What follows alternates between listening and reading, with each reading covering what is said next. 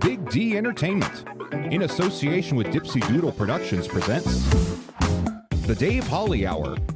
Brought to you by Trio Jazz Club, Sioux Falls' premier jazz club. Enter as friends, leave as family. Phil's Pub.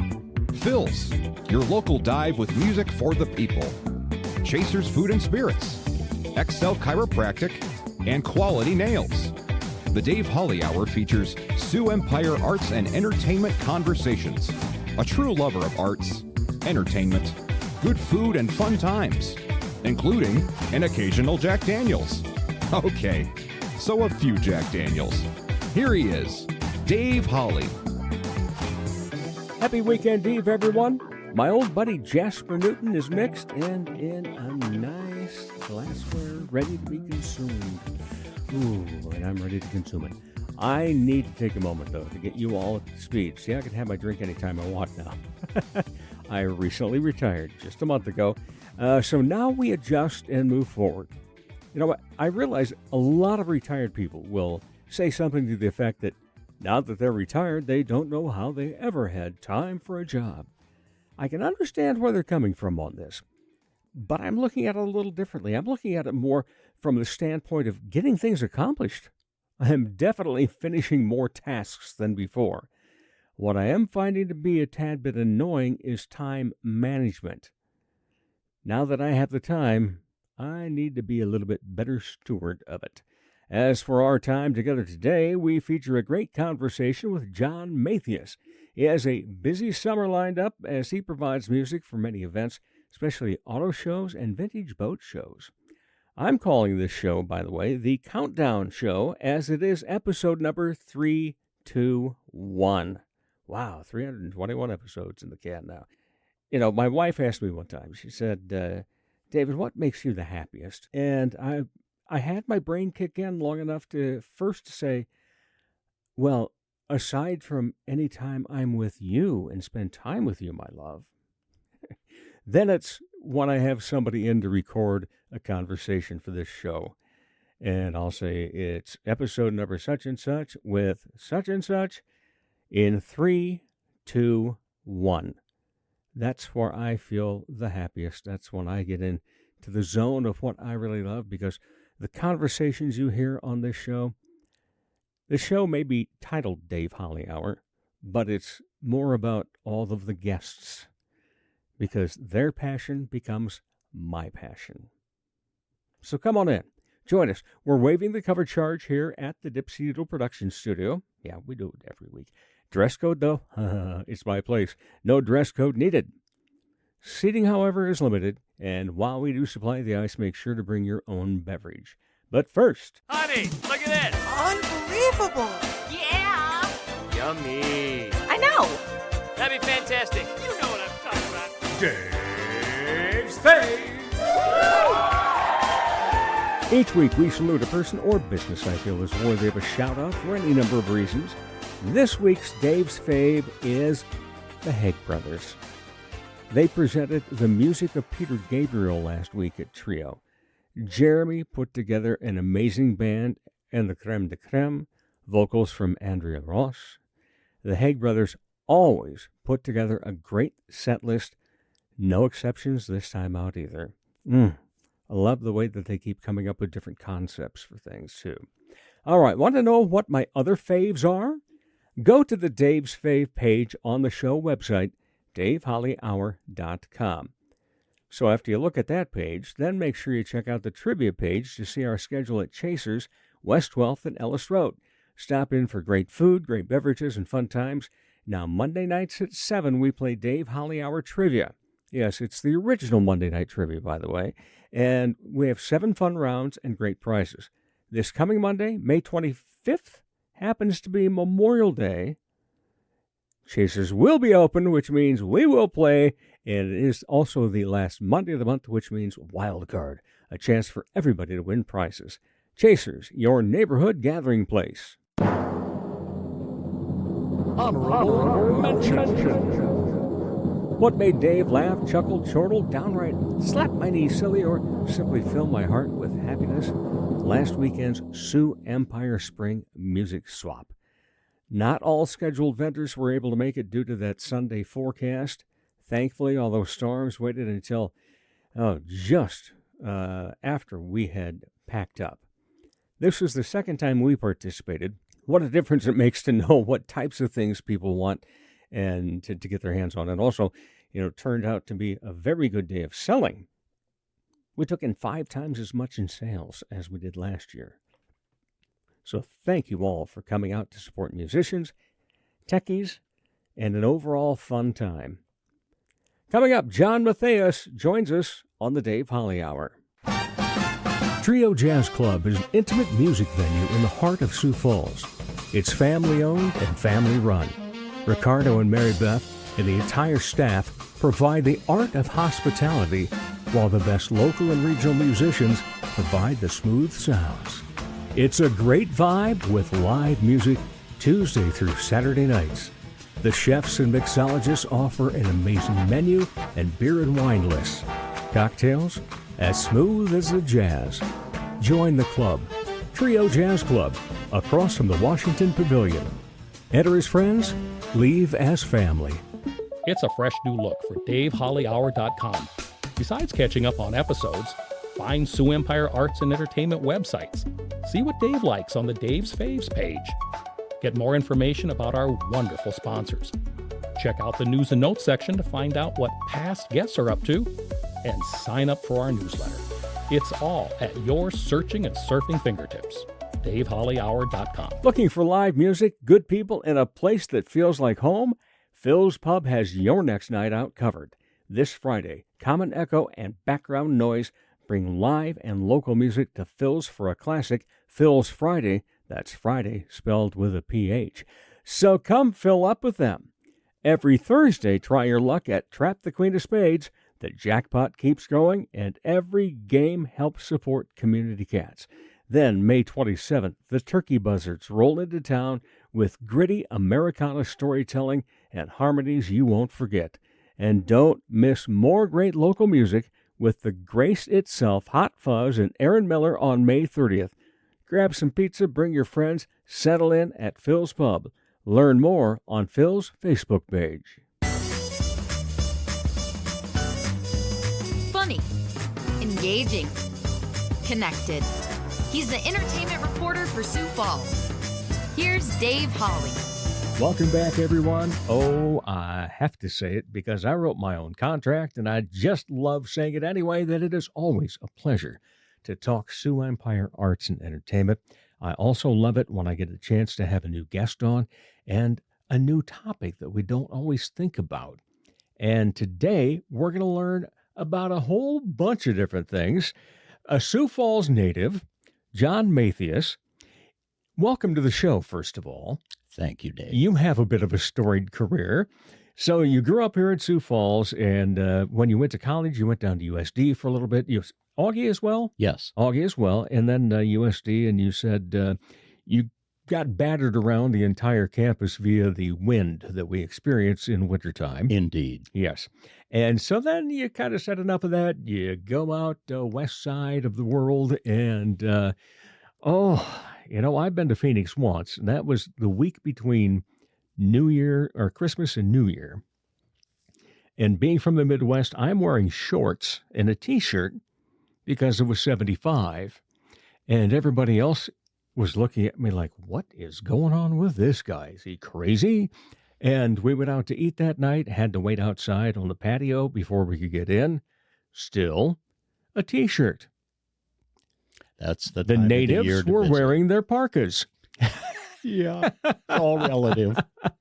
Yes, it is. Yeah. So you were there for a bit. You spent some time in L.A., but let's talk about what you did there and what you're doing now. So you primarily, and I'm going to bug you after this show to learn more about doing video for something like this, Okay. so I can get to the next level of podcasting, despite the fact it was meant to be audio. Sore work. spot with me.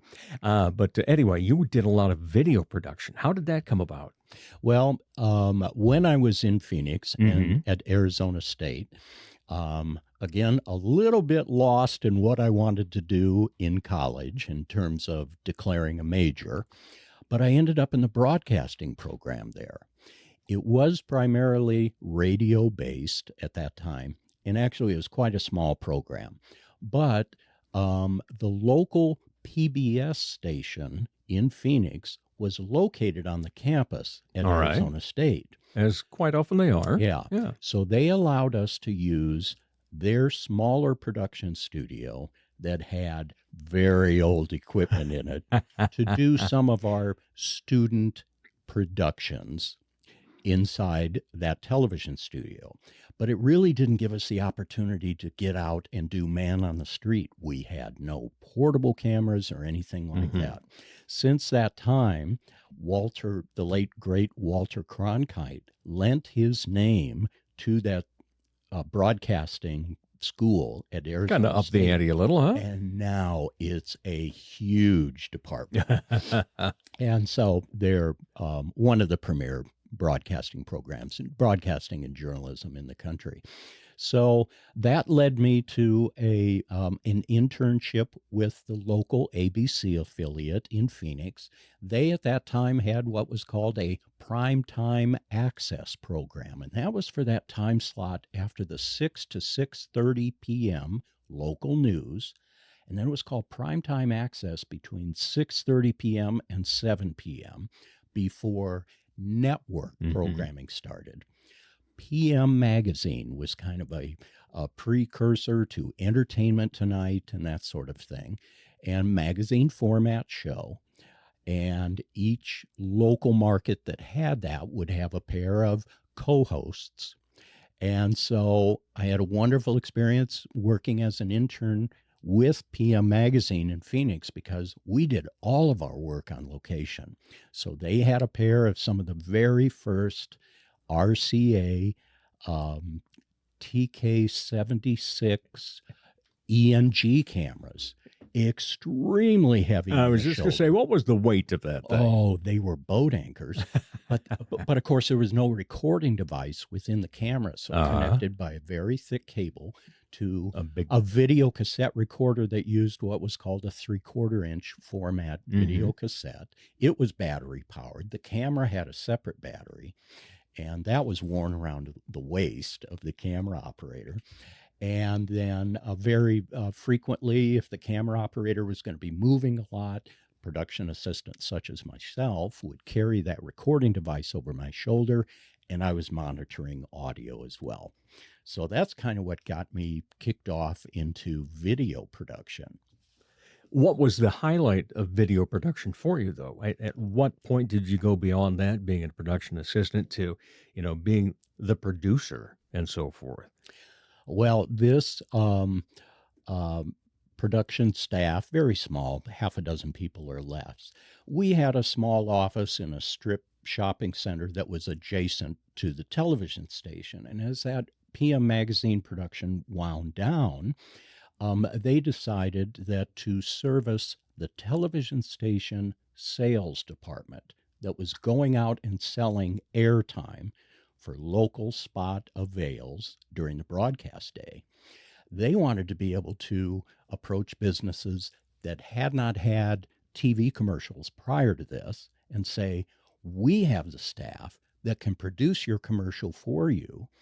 A little bit of extra production money involved there, but boy, we wrap it into a great broadcast schedule, and we are going to have market penetration for your branding like crazy. Without them having to go to an agency. Yes. Yeah. So we began to do local television production, commercial production, and trying to make it as creative as possible so they didn't all just blend into, long commercial breaks that nobody would pay any attention to. So we did our best to be creative there.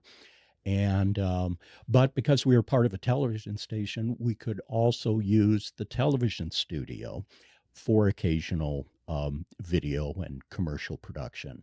That morphed into creating non-broadcast marketing presentations for the heavy presence of the hospitality industry in Phoenix, the resorts, who had meeting convention services departments that wanted to bring conventions there So we create a 6-minute video presentation that would be sent out on video, half-inch VHS video cassettes at that time, to market, come to the Arizona Biltmore for your next corporate event. And so we got into that, and we kind of became the specialists in the Phoenix market doing that. So that was fun work as well. Oh, my. What was your favorite piece of production you put together? Wow. Is there one that pops to mind that is like, I nailed this thing? Well, we were fortunate in that the Academy of Television Arts and Sciences, which is the Emmy Awards, there's actually a couple different divisions of it. ATIS, Academy of Television Arts and Sciences, headquartered in Hollywood, is who gives out the Primetime Emmy Awards and Daytime Emmy Awards every year. The local markets fall under the umbrella of NATIS, the National Academy of Television Arts and Sciences. Because we, a number of entities in Phoenix, we were competing with one another for production business. We're beginning to do this commercial production. And so they expanded it so that we could submit our commercial productions for regional Emmy Awards. And we did pretty well. There we go. So I've got I can claim that I have 2 or 3 Emmy Awards. There you go. They're regional Emmy Awards. Hey, they're Emmy Awards. They have the Emmy title Awards. on that, right? Yeah. And one of our clients was a kind of a franchise of vacuum cleaner and floor care stores in the greater Phoenix metropolitan area. Now, it was about 1 million people, so it's a big area. Yeah. So they had like 8 locations. National Floor Care. And we did commercials for National Floor Care, and we'd animate the vacuum cleaners marching across a football field and everything. And so I remember an Emmy Award for National Floor Care in Phoenix. So when did you get out of video, or did you ever completely get out of it? I would say I didn't. After moving to Los Angeles, essentially without a job, I did some networking, which I never had to do before, and I found a position at Universal Pictures Television, working on an NBC 1-hour drama series that at that time they were called Spring Replacement Series. Right, I recall those. And there's still some of them that come up, yeah. And this was from Dick Wolf Productions, which is the The whole whole franchise of Law and Order. Yeah, and Chicago. Yeah, and it was called Crime and Punishment. Oh, I remember that. And I happened to come along after all the initial camera work and on-location production had been done. So it was all in editing and audio sweetening at that time. So I worked alongside the associate producer. That was her responsibility, was the post work. And that was interesting. But I think we had 6 episodes on the shelf. I think 5 of them aired before ratings weren't good enough and the show got yanked. And it was my first experience with losing a job that I would have wanted to continue if it had been my choice. I'd never been fired from a job before, but this job simply ended. And I thought, okay, this is a gypsy lifestyle that I'm not too comfortable with, because you have to be a master networker. Yeah. The people that work television and film production. I remember one of the college courses that I had, a former student had come in to speak to us, and he did a lot of different projects in Hollywood. And at that time, this is the mid-'80s, and he got out a roll of quarters.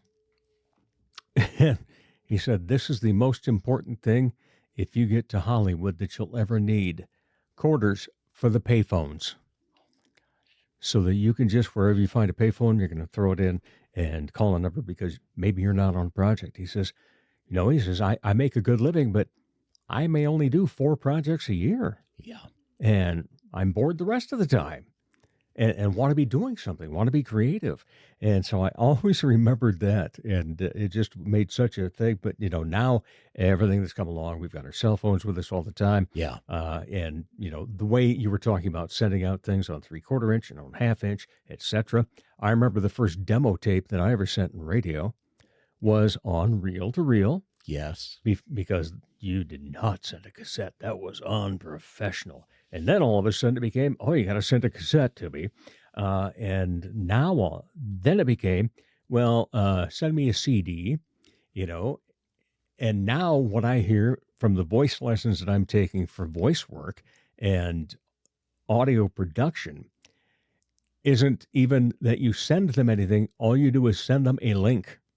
Yep, that's it. And your demo reel better be at the top of your website. Yeah. Before anything else. Indeed. Yeah. Well, after that gig ended, actually a contact that I had made in Phoenix led me to a Hollywood referral that got me into a department of the ABC television network known as On-Air Promotion. And that department creates the network television commercials, 10, 20, 30 seconds in length, that are advertising the evening entertainment programs. Now, in commercial production, we'd maybe crank out once a week, and I was familiar with working in the edit suite and doing the voiceover work with a paid announcer and so forth. When I got to ABC Network On-Air Promotion, we were cranking out 20 to 50 spots a day. I was going to say, that had to be huge. It was like a sausage factory. So did that for a number of years, but then I began looking around. Cable was really expanding at that time nationwide and really getting into some niche programming. Stumbled across a cable network that was all about petroleum internal combustion engine powered vehicles, planes, trains, automobiles. And that was the Speed Channel network at that time. And being an automotive enthusiast, I thought, boy, if I could work on a car automotive related television show, I think I'd pay them. And one thing led to another and brought me to the production of Motor Trend Television on Speed Channel, the television version of the magazine. And I was sent out on a location production shoot with their on-camera co-hosts, and a few days later I was called and asked, hey, why don't you come in and talk to us? We think we could use somebody like you on staff here at the magazine. And that led me to Motor Trend Magazine and Motor Trend TV. All right. When did you get back to Sioux Falls then? We got sold a couple of times while I worked at Motor Trend. And a little bit more of the fun went out of the job with each new corporate owner. So by 2008, I decided time for me to move on, had my fun here. And I looked around and decided I think I'm done with the West Coast and the expense, the stress, and the earthquakes and the wildfires, and decided to return to my hometown for a kinder, gentler pace of life late 2009. Okay.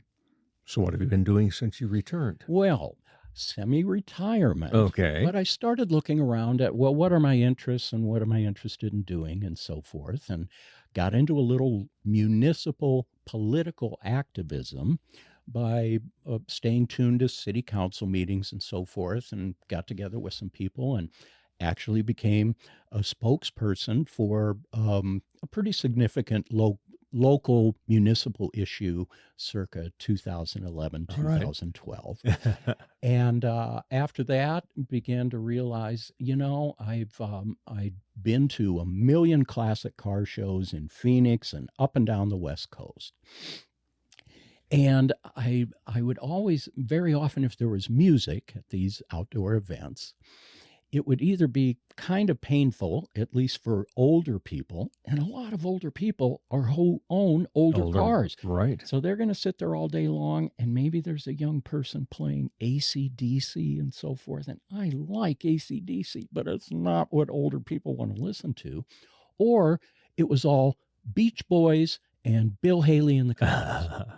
And it's like, I can take this up a notch. There are a lot more music genres that lend themselves to automotive-related music. It's such a huge part of our culture. So I started poking around back here, going to the local car shows, and got a business card printed and bought some used equipment and said, hey, would you give a crack at me for your next year's event, kind of thing. And that got me a little bit of traction, and that's what I've been doing around these parts, just as kind of a hobby in retirement. Well, here's what's interesting is we met a couple of years ago, and we seem to have like a 1-year reunion at this point. Now we're going to change that and then get around to seeing each other more often. I'll look forward to it. But we met a couple of years ago, and I will never forget this. You were buying some cables from me. Yes. And I had told you there were certain lengths and so forth.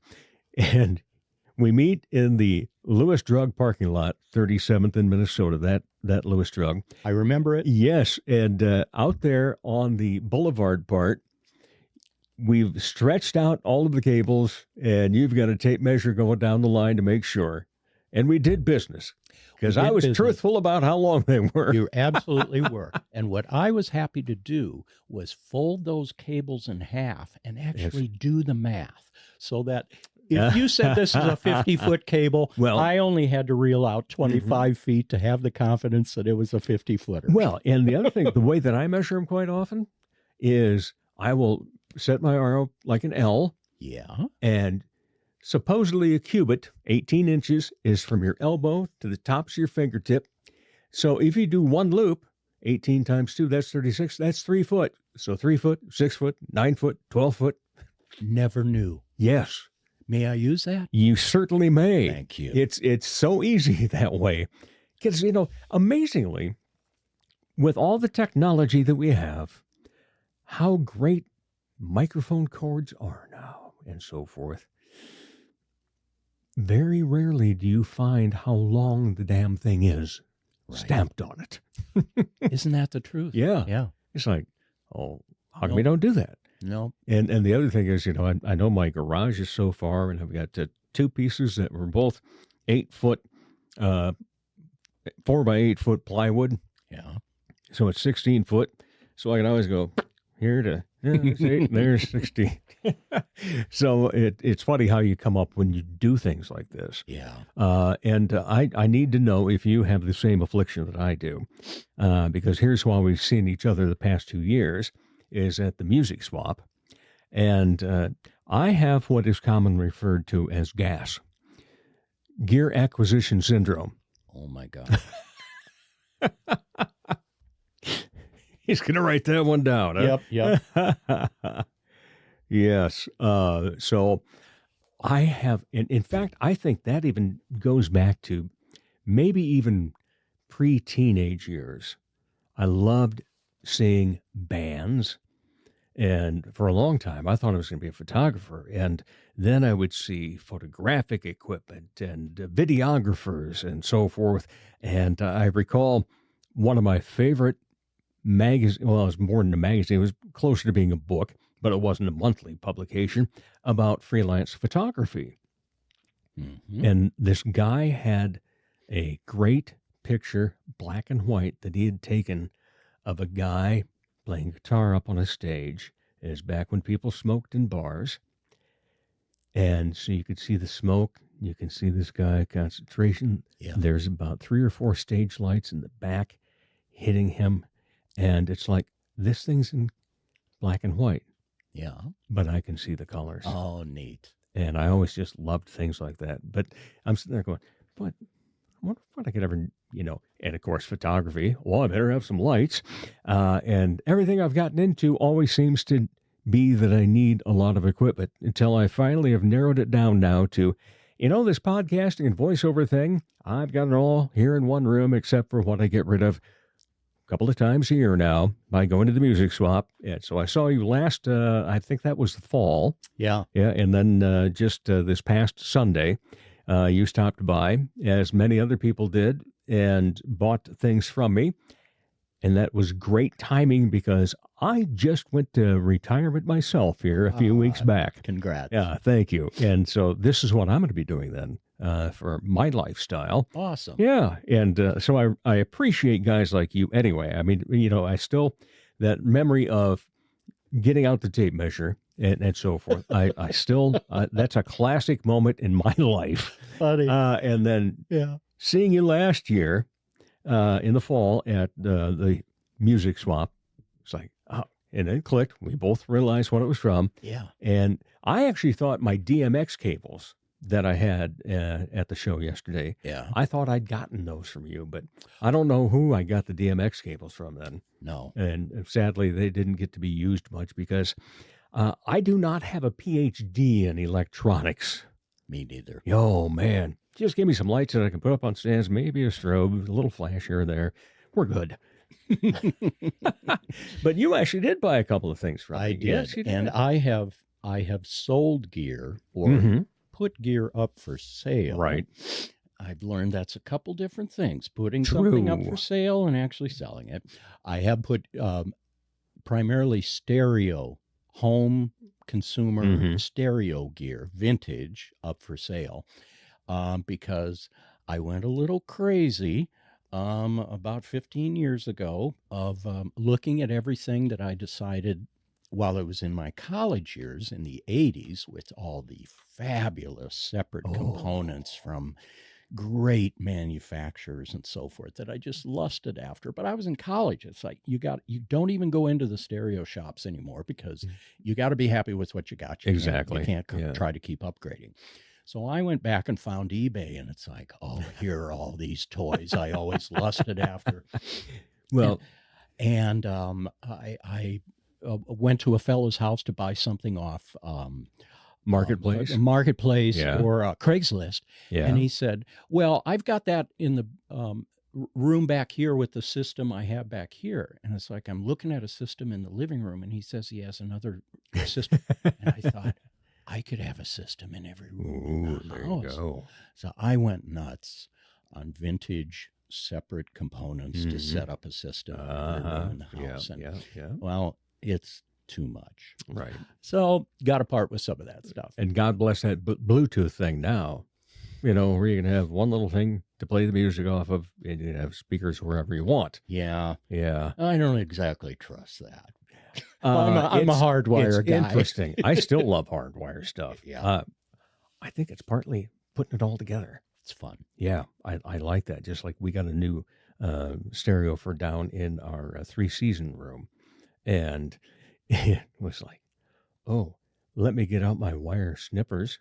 Oh, now let me get that so I can strip each of those ends. Oh, yeah. Oh, yeah. It was like heaven, Did you break out the solder gun by any chance? No, but it's in the bag. I found one someplace inexpensively because another place you need to look for all this type of fun stuff, estate sales.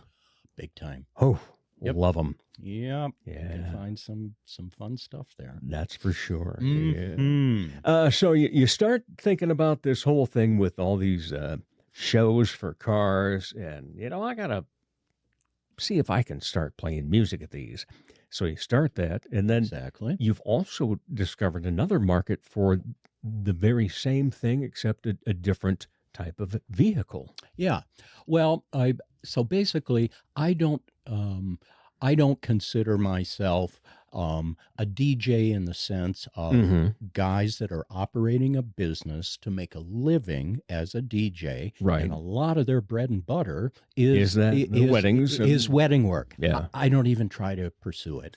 And I'm not a mixer and a scratcher. Oh, me neither. I play, expertly produced, pre-recorded, major recording artist music cuts, themed to the event that I'm retained to provide this at as background music, and then instrumental choices to use underneath sponsor thank you announcements that I'll be making on microphone Right. during these events and so forth. So that has ranged from political events. I've actually done a couple funerals and a celebration of Well, you life. can do mine then too. And then, bada boom. Well, I think I'm ahead of you, so you Yeah, might you be are. doing mine. And of course, the classic car shows. But then I also had a lifelong interest in vintage power boats, and that's kind of the wood power boats like was Yeah. seen in that Henry and Jane Fonda film on Golden Golden Pond.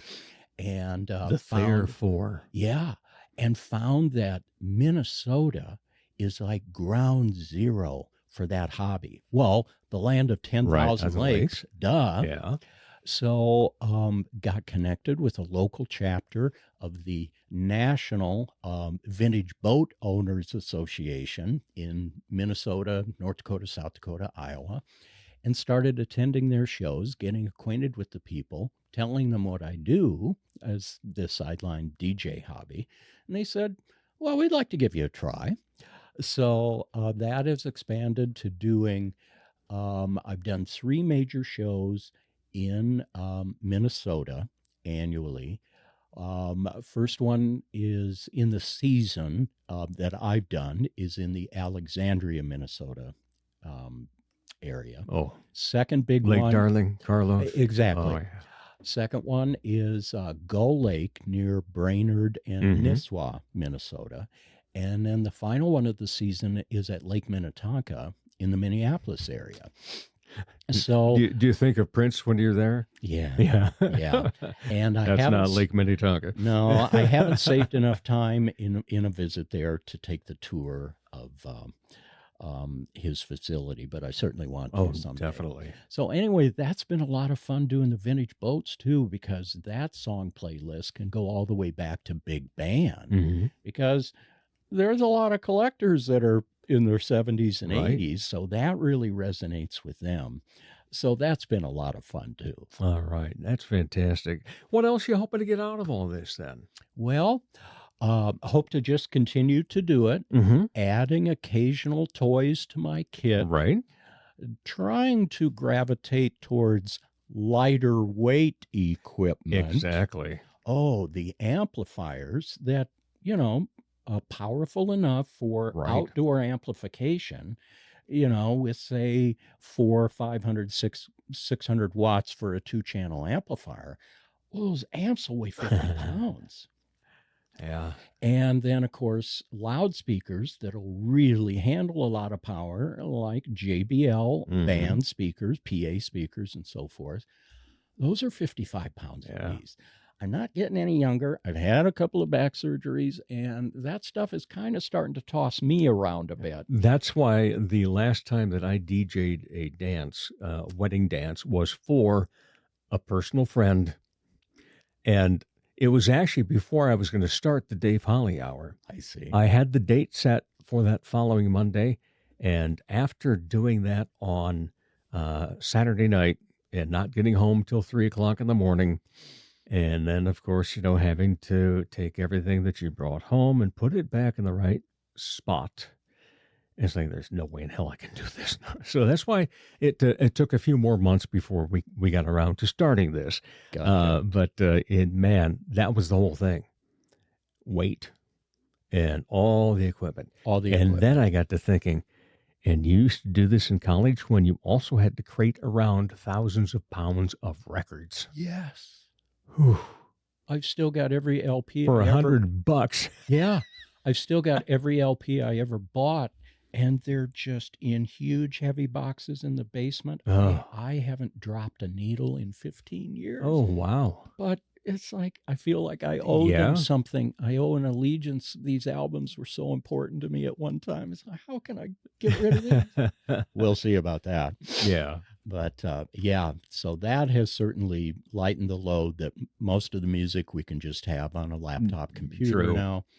And, but all the cabling and the accessories and the adapters and so forth, it all has to go Right. back in the right kit so you can find Yep. it next time.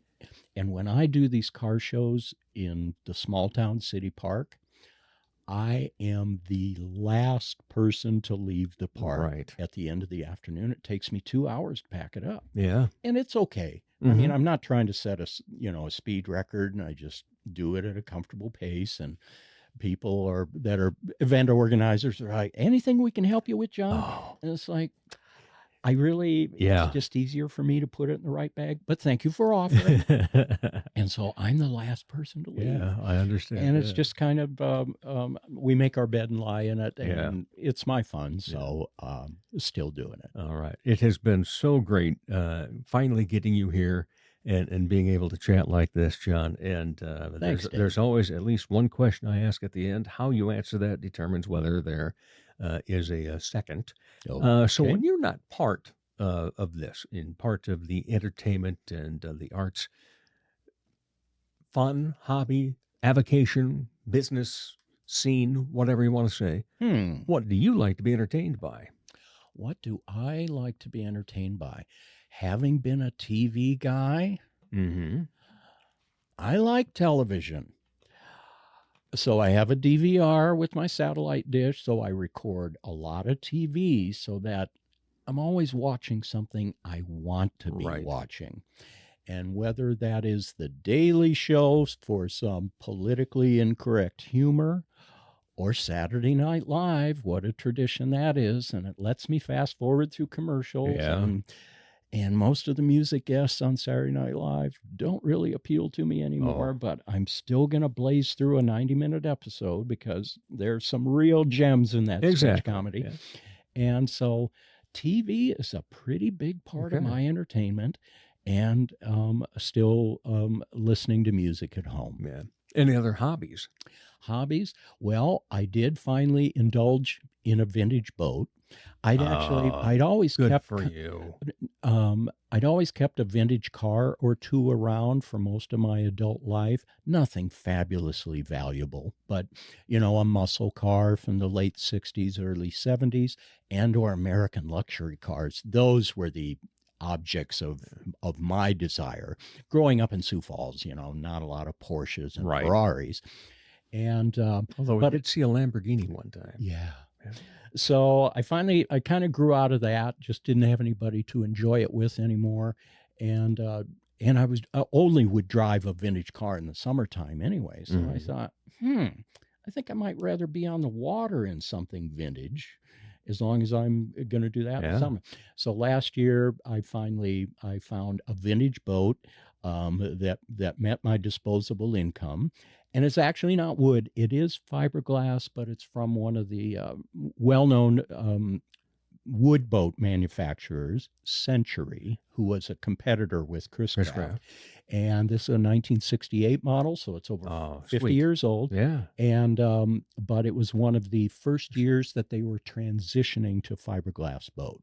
So it fits my lifestyle in terms of the maintenance on it and so forth, because all my boat cronies are in Minnesota. They're not here to help me in my garage. So that's why I went with that. So summertime, that's what I'm looking forward to again this year. All right. John Matthius, thank you so much. Appreciate you taking the time to be on the show. Thank you, Dave. Pure pleasure. And we will be back with more of the Dave Holly Hour in just a moment. Walking through the entryway of Phil's Pub, you can't help but notice the show pics and posters from the heyday of live bands in Sioux Falls. Phil's is back. They're on their way to reestablishing their iconic live music venue status. Come on into Phil's for a great local brew.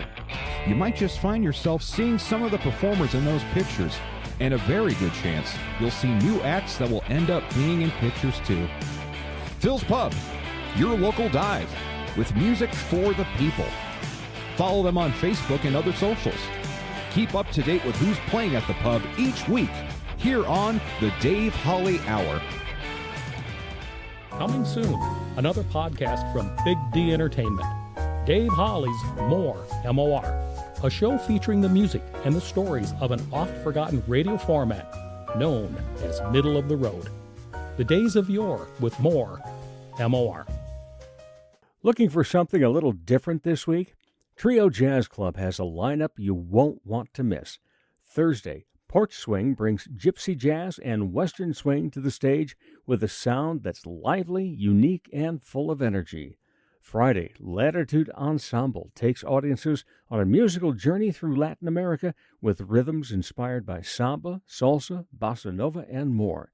Then Tuesday, enjoy an intimate night with pianist David Mercer on Trio's House Baby Grand. And Wednesday, it's Comedy Night featuring an all-local lineup of stand-up comics, plus live music before and after the show.